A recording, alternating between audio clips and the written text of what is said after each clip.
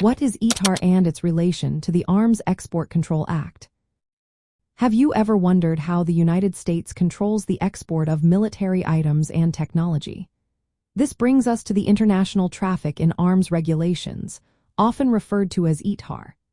ITAR is a set of rules established by the U.S. government to manage the manufacture, export, and temporary import of defense articles, defense services, and related technical data. Its main goal is to restrict access to military technology to protect national security and U.S. foreign policy interests. ITAR operates under the framework of the Arms Export Control Act, which was enacted in 1976. This law gives the President the authority to control the export and import of defense articles and services.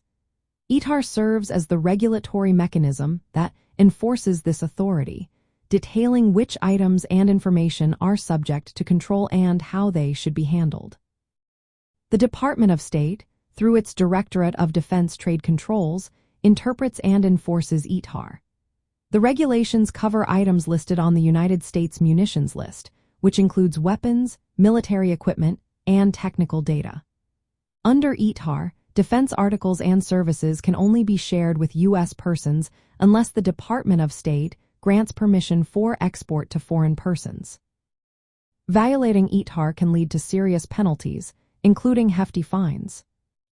From a libertarian viewpoint, ITAR and the Arms Export Control Act representing significant government control over individual rights and private enterprise.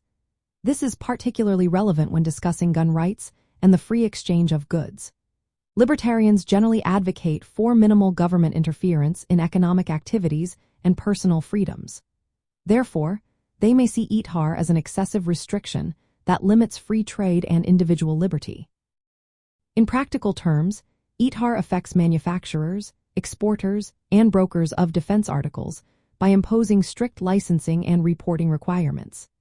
This includes firearms manufacturers who want to export guns or gun components, as these items often fall under the United States munitions list.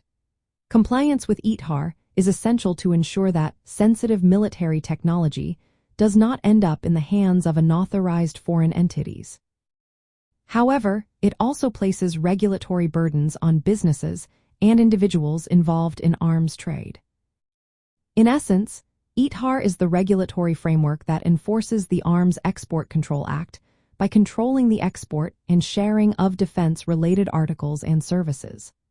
While its intention is to safeguard national security, from a libertarian perspective, these controls can be viewed as limitations on free market activity and individual rights concerning arms and defense-related commerce.